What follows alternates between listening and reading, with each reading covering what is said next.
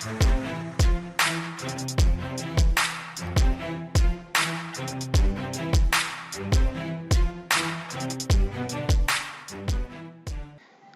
tout le monde, je suis Dieu merci Kambale, formateur et développeur. Dans cette vidéo, je vais vous montrer comment récupérer le nom de l'ordinateur, donc les noms des hosts. Donc si vous êtes nouveau dans la chaîne, n'hésitez pas à vous abonner massivement, d'activer la cloche de notification pour ne rater aucune de nos vidéos et lâcher un pouce bleu, ça nous fera énormément de plaisir. Et aussi, parlez-nous en commentaire ce que vous voulez apprendre. Nous serons là avec joie pour vous répondre le plus vite possible. Pour cela, l'astuce se base en Java, donc le langage de programmation Java. Si vous voulez aussi apprendre avec d'autres langages, n'hésitez pas à nous parler en commentaire et nous serons là pour résoudre ces cas. Moi, j'ouvre des NetBeans, ça et là. Je crée en fait un nouveau formulaire que j'ai appelé menu nom de ordinateur. Et j'ai aussi les titres ici à ce niveau. Maintenant, c'est à ce niveau ici que je vais afficher le nom de l'ordinateur. Avant d'afficher le nom de l'ordinateur, j'aimerais d'abord vous présenter les noms de mon ordinateur pour que vous ne soyez pas surpris. Voilà, ici, on dit ordinateur, c'est desktop-m8 ADITS. Donc, c'est le nom de cet ordinateur que j'utilise pour l'instant. Pour cela, nous sommes d'accord, je rentre là, je pars coder plus vite, je suis dans l'espace de code source et à ce niveau, je peux créer tout simplement une méthode du type public void. Vous appelez par exemple getHost. Donc getHost, c'est le nom de l'ordinateur. Voilà, et je suis à ce niveau. C'est à peu près des lignes de code, ça nous suffira. Ce n'est pas quelque chose de si grave. Avant tout, vous devez d'abord mettre le code source que nous aurons à créer dans la fonction try-catch. Try-catch, c'est une fonction qui lève une exception dans les cas où il y a l'erreur lors de l'exécution de votre code, ou soit quand ça trouve l'erreur, ça lève l'exception pour que vous ayez un peu la lumière sur l'erreur en question. Voilà, je m'excuse, c'est là où nous sommes. Maintenant, je vais déclarer une constante que j'appellerai final, donc c'est une constante à Java, et j'appelle intern. Je prends le inet, c'est inet comme ça, voilà, 4 adresses. C'est cette cette méthode ici que nous allons prendre, et après je peux dire adresse. Donc ici il est question de récupérer plutôt l'adresse de l'ordinateur. Ça, ne le confondez pas avec d'autres choses. Je prends le inet for 4, donc for adresse. C'est ça, le for c'est en fait c'est 4, mais en anglais on peut dire for address, voilà. Et on va récupérer .get, on va récupérer le local. Oups, on va récupérer le local, get localhost, voilà, c'est ça.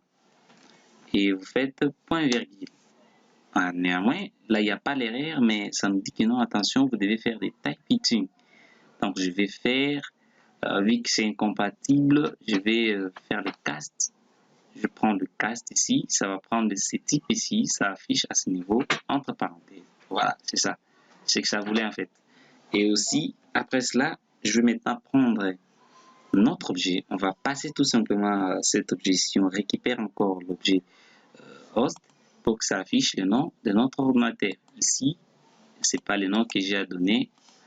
L'objet ici, j'ai appelé ça host. Chez vous, vous pouvez mettre le label, vous donnez n'importe quel nom. J'appelle les hosts. Ça sera maintenant .setText. Ça, setText, ça vous le connaissez très bien. Pas host, voilà. .setText, comme ça. Je vais récupérer la variable que je viens à peine de créer, la constante en fait, c'est la constante. et je récupère la constante, puis je fais get host name. Je ne peux pas récupérer, c'est à vous de voir. Si vous voulez récupérer l'adresse, ça risque de vous donner, bon, on va voir ça après. Je récupère le host name pourvu que je puisse prendre le nom de cet ordinateur, le name ici. Après cela, je vais passer en tout simplement la méthode ici à ce niveau. Donc dans notre objet les init component, c'est get, je vais appeler ça get host comme ça. Voilà, et get host sera déjà là au lancement, ça va afficher, ça va récupérer les noms. Plus joint, donc vous devez patienter un peu. Voilà, ça va charger. Dès que ça charge, vous voyez ici, voilà, je suis là, ça récupère le nom de l'ordinateur à ce point. On s'est dit que non, le nom c'est desktop-m 8ADITS. C'est ce qui s'affiche exactement à ce niveau. Donc, c'est ça le nom de cet ordinateur. À la place de nom, vous pouvez prendre même, vous pouvez récupérer l'adresse. Je vais récupérer d'abord l'adresse ici pour que vous puissiez voir le host address. Je récupère les host address. Puis, je pars lancer le programme. On me dit please wait. Oui, je suis en train de patienter.